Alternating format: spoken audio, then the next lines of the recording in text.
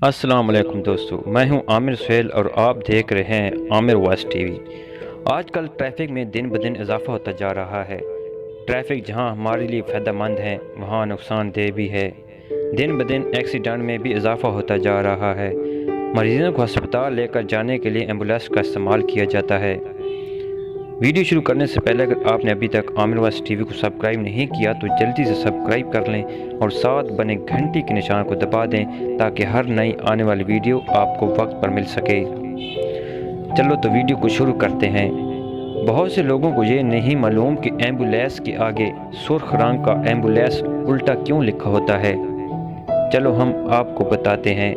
Ambulance उल्टा इसलिए लिखा होता है कि आगे जाने वाली गाड़ी को शीशे में नज़र आए कि पीछे से एम्बुलेंस आ रही है, क्योंकि उल्टा इसलिए होता है कि आगे वाली गाड़ी को शीशे में सीधा नज़र आए ताकि आगे वाली गाड़ी एम्बुलेंस को रास्ता दे सके।